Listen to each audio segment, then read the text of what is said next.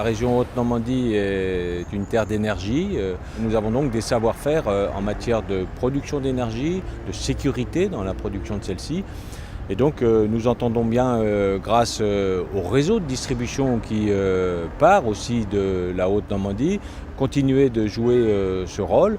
Et évidemment, l'ambition que je veux porter, c'est la Haute-Normandie, leader européen, voire mondial, dans la production électrique renouvelable, et notamment dans l'éolien offshore.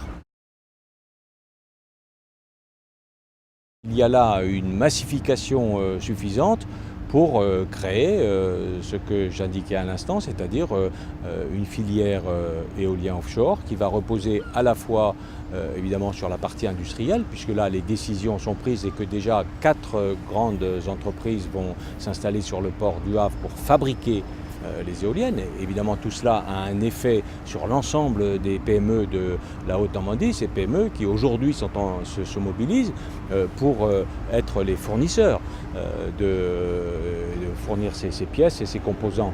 Recherche, industrie, emploi et évidemment la formation. L'outil de formation de la région est aujourd'hui complètement mobilisé.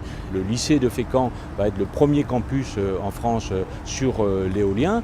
Et donc j'y vois un signe d'un lycée des métiers identifié et dans lequel les jeunes vont vouloir s'engager.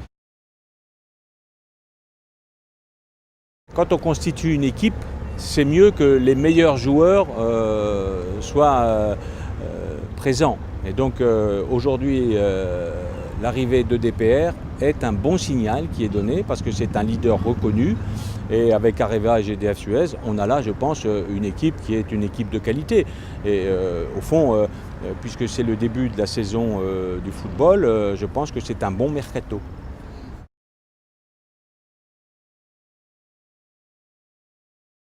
L'histoire industrielle de la Haute-Normandie est une histoire qui est tournée à partir d'industries lourdes, donc qui n'ont pas toujours préservé l'environnement.